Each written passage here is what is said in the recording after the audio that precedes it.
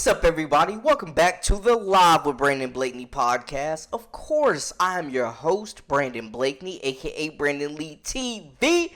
You know I got another banger for you, so kick back, relax, and come take a ride with me. You are now locked into the Live with Brandon Blakeney podcast. Here is your host, Brandon Blakeney.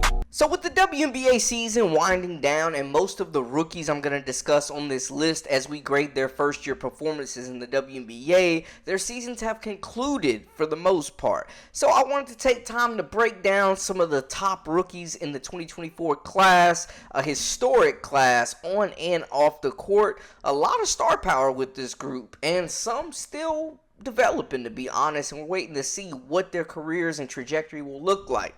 With no further ado, man, we got to start with the Rookie of the Year, first team All-WNBA. The WNBA assist leader, Caitlin Clark, put on an absolute clinic this season. We got to talk about it. On the year, Clark averaged 19.2 points per game, 5.7 rebounds, a league-leading 8.4 assists, and 1.3 steals. Also averaged a block, man. What I want to say first, though, is the emphasis on the defense. Like, that was something that was frowned upon. That was something that was talked about as a weakness in her game. And Caitlin Clark is by no means a lockdown defender, but she is an adequate defender. She's a respectable defender. She is far from a liability on the court, and she took a lot of tough matchups this year. The physical nature of the WNBA we thought would bother her. People said she wouldn't be able to create space against bigger, stronger, faster athletes, that she wouldn't be able to get to the cup, and that those logo threes would fizzle out. We all saw that was absolute cap, as she captivated an entire nation every time she took the floor. It started off rocky with a 1-8 record, but post-Olympic break, man, Caitlin Clark was the best point guard in the league, and I'm not here to debate with your mama. She was incredible, and she proved that she is living up to the hype of that tag that I feel like gets thrown around a little too much, and that is a generational talent. But Caitlin Clark definitely proved that she is that, living up to the billing, and I'm excited to see the rest of her WNBA career, because this is the worst that we will see these rookies. And if Caitlin Clark's worst season, her first season, is all WNBA and finishing fourth in the MVP race, oh man, the sky is the limit. Switching over to her counterpart, another big superstar with an adequate fan base as well that is passionate about her, is Angel Reese. Now, my thing with Angel Reese is she came in with lofty expectations. A lot of people felt like her game wasn't going to translate at all, and she ended up leading the league in rebounds. People felt like she wasn't even the best rookie on her team when she was drafted because of Camila Cardoso, who battled some injuries, and we'll talk about that later. But people felt like she had a possibility of being cut from the Chicago Sky and not making the team, let alone starting. Not only did she start, she carved out a crucial focal point role in this offense and on the defense, and Chicago embraced her as the Chi-Town Barbie. On the season, Reese averaged 13.6 points per game, 13.1 rebounds. She averaged a double-double, man. That cannot be overlooked. And at 6'3", undersized at the 4, she led the league in rebounding for majority of the year. She also averaged 1.9 assists and 1.3 steals. The field goal percentage was atrocious. We gotta talk about that. It was terrible, and we gotta see her become more effective with the ball. Like Caitlin, gotta cut down on the turnovers. Angel Reese gotta make more of those chip shots. And, we know she's getting the rebound on the misses, but you got to clean that field goal percentage up and be more effective. Work on the jump shot, continue to extend the range. She's got point forward capability. She can bring the ball up the court, great court vision, and a capable passer. I could see her running into that role. She just needs to watch mad film on Nafisa Collier, who I heard she will be working out with this summer. She definitely just needs to model her game after Collier. We see her being one of the most versatile and unguardable players in the league. Angel Reese has that capability. She has a solid foundation to build on. She was an all-star this year and overcame a lot of odds, missed some games, battled some injuries, and I think she still came out and rose and shined like a phoenix this year. And I think the future is extremely bright for Angel Reese and Chicago as a whole. They go ahead and re-sign Kennedy Carter and build around Cardoso, Carter, and Reese. But I love what I saw from her this year, and I got to give her praise, finishing second in that Rookie of the Year. Or you could argue, though, our next rookie, Rickea Jackson, is the second best rookie in this class. We're talking about the purest scorer on the wing, period, in this class. And I hated to see Cameron Brink go down, and we'll talk about her too. But Rickea Jackson was out there hooping, man. And I really just was impressed because I thought that she was the purest scorer on the wing with her size, most versatile mismatch in the WNBA, and she proved that she's an all WNBA talent too, a bright star for a LA team that was one of the worst in the league. But Rickea Jackson got buckets, y'all. Jackson on the season averaged 13.4 points per game, 3.9 rebounds, 1.5 assists, and almost a steal per game. At 6'2", she's got that capability to pull up from three. The three-pointer improved dramatically from college. Like, we knew this was a shot that she was going to be able to make when she's left alone, but now she's hitting them transition, stop and pop, off the screen, catch and shoot. She was knocked down, and then at 6'2", she can blow by bigger defenders. She can take contact and finish through smaller defenders as well. Rickea Jackson had an incredible season. I think you could argue that she's the second best rookie in this class. I think the sky's the limit for her and Cameron Brink. LA has a good chance of getting that first pick in the WNBA draft this year. Maybe they add a Paige Beckers and change the entire trajectory of this team. Rickea Jackson definitely a solid building block, though. We also got to talk about her teammate, Cameron Brink, who was leading the league in blocks before she went down with a torn ACL, and I hated to see it. It looked bad. She missed out on the Olympics, supposed to be on that 3v3 team. But Cameron Brink was really coming into a groove. She started a lot of games and really got off to a hotter start and had a smoother adjustment than Rickea Jackson did.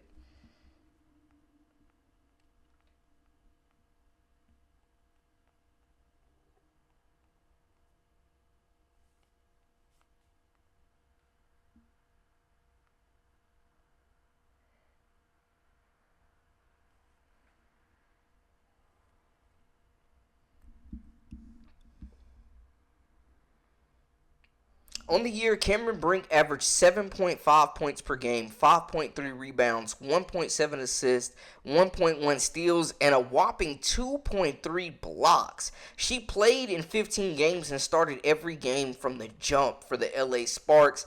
And at 6'4", I knew her length would translate. I was kind of wondering about her frame and if she would get bodied up.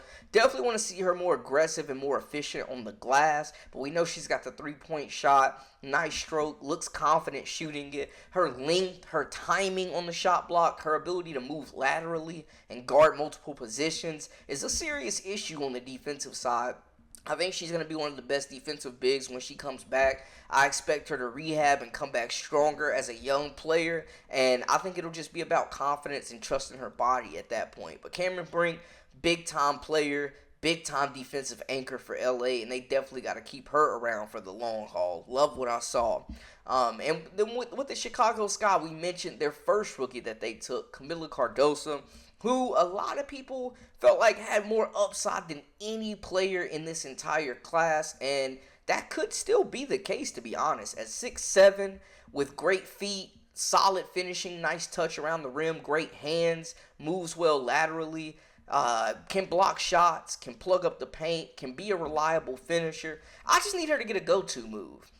She needs a go-to back to the basket move. She needs to work on the range a little bit, be able to pick and pop and hit that elbow jumper. And whoever the hell Aaliyah Boston is working with on her footwork in the post, they need to get him or her with Kamilla Cardoso as well to work on that footwork. It's solid. The foundation is there. She could be an elite big in this league for a long time. But she just got to polish up on some things. I think we saw the Kamilla Cardoso we got accustomed to seeing at South Carolina. We saw spurts of that with the Chicago Sky, but also the injury. She missed like the first 6 weeks of the season battling that injury, and I think that was a big setback. It hindered her development a little bit. There was a lot of drama with the Chicago Sky, and she didn't get the touches she deserved. I mean, she was shooting over 50% from the field, had a few double-doubles, and when she did get inserted into the starting lineup, she played extremely well. I think it's going to be about consistency, building confidence, and just finding her role within the Chicago Sky team. Next up, I want to talk about another rookie whose numbers aren't going to jump off at you, but she started a lot of games, and, I want to see the three-point shooting improve, but she was a complimentary piece to the Dallas Wings, and that's J.C. Sheldon out of Ohio State. We knew she came in with the reputation of a 3-and-D type player where, she's going to lock up, she's going to take on your top opposing perimeter threat, and she's going to make them work. And I think she definitely held her own in the league this year. I think we still have a lot to see from her. I want to see, again, that three-point shooting percentage jump way up. But Sheldon showed that she's tough, she's rugged, she can handle the knocks and the bumps of the WNBA game. And again, the numbers are not going to jump off at you.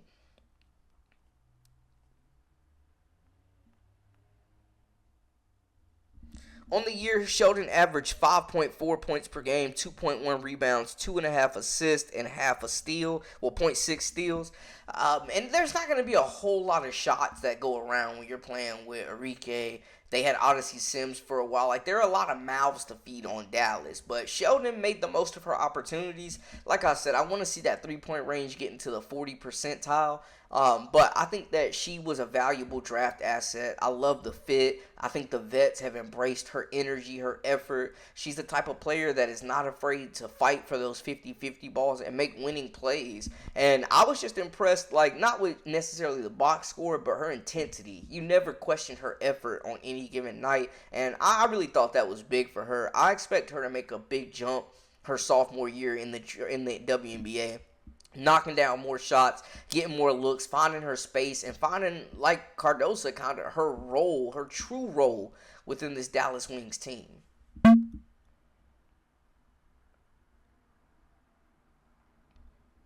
Next up, we got Aaliyah Edwards, man. Now, I know Washington was a dumpster fire, but they turned it on the second half of the season. And I think, playing with like an Elena Delle Donne and a healthy Shakira Austin, a healthy Jasmine Sykes for a full year, and then a top draft pick, we could be talking about the Mystics as a legitimate playoff contender next season. And they were this year. Aaliyah Edwards had some up and down games. She had a really, really slow start to the season, but I think she ended up finding her rhythm. And we're talking about one of the most skilled bigs in this whole draft. She can shoot it, she can dribble it, capable passer, good on the glass. She came in very, very polished compared to some of her other draft mates, I think.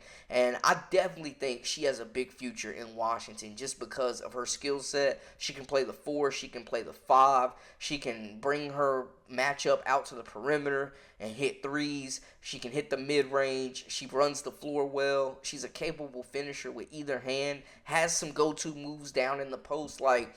She's really well developed in my opinion, man. Aaliyah Edwards is a player that fought through adversity this year herself.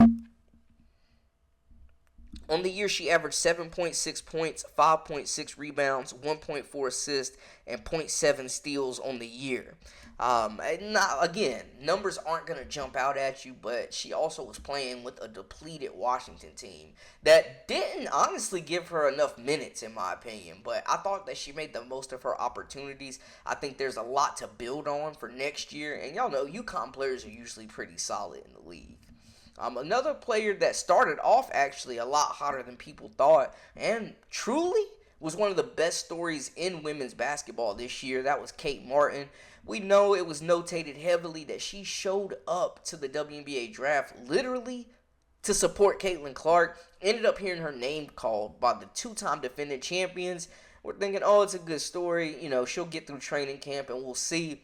She ended up making the team. She ended up carving out a role and being a very complimentary role piece to those superstars like Asia Wilson, Jackie Young, Kelsey Plum, Chelsea Gray. Kate Martin came in, was praised for her high basketball IQ, making winning plays. She was that glue player for Iowa and definitely had a really good run in March. I think she showed that she is trustworthy. She makes the right basketball play. If she's open, she's letting it fly. She's going to play defense. She's going to knock down the corner 3. She's going to rebound. And she's going to play hard. And I think that's what we saw. I'm hoping that they claim her. If they don't protect her in this expansion draft, I absolutely know that the Valkyries will be picking her up for sure, without a doubt. She's a young player, very experienced though. Fifth-year senior, played a lot of college basketball, and you could tell that her adjustment was pretty smooth. We saw her minutes dwindle down a lot, and there was really no explanation for it. I know some people expected it whenever Chelsea Gray got back from injury, but I still think Kate Martin could have helped them more, and depth was a serious issue, and one of the reasons why the Aces saw their playoff run get ended early. But Kate Martin, definitely a solid player, exceeded expectations, and I definitely think that she will be a solid role player for the Aces as they look to retool a little bit and get back to the championship podium. Rounding out our list, of course, I gotta end it with Alyssa Peely, my Minnesota Lynx, out here still competing for a championship. She never really cracked this rotation, but I felt like with her size, her physicality, her build, and her skill, I mean, she was one of the best scorers in the entire nation last year. Carried Utah. We know she can light it up. She can shoot it from three. She had some double-digit scoring games, but she is on a deep team that is looking to make a championship run right now. It is hard for any rookie to crack a roster when the team is not in rebuild mode. They're competing for a championship.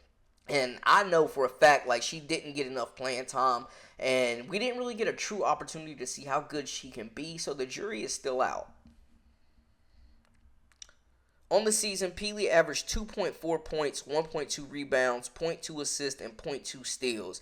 At 6'2", 235, though, she is an absolute tank. She's quicker than she looks, like an explosive first step. The physicality of the WNBA was no trouble for her. She pushed through, ate up contact. I think they're still trying to find not only a spot for her in the rotation, but also, like, what position is she going to play? What position is she going to guard? You know, is it going to be a 3? Is it going to be a 4? Is it going to be a small ball 5? I think that is a big indicator right now of her development. But I think eventually, you know, some of the space will clear up. Teams change by the year, so they could be calling her number sooner than later, and I'm excited to see her build on her rookie year too, because I think she's super skilled, pure scorer, and she can help a team, man, and I'm just hoping it'll be the Minnesota Lynx. But people slept on this rookie class overall, man. They really just did not give the credit that this class did, not only from a production standpoint, producing some of the top young talent in the league, helping their teams get to the playoffs, some of them, but also the off-the-court impact, the millions of views this class brought in, the merchandise deals, the endorsements, the sales, record viewership, sold-out games. Like, this class was absolutely magnificent, and they will go down in history, I think, as one of the most impactful classes to ever come through the WNBA. But that's my breakdown. That's my analysis. Y'all let me know how y'all feel in the comments. Talk to me. Holler at me. That's a wrap for us. For all the latest and the greatest, I am Brandon Blakeney, a.k.a. Brandon Lee TV. Until next time, we out.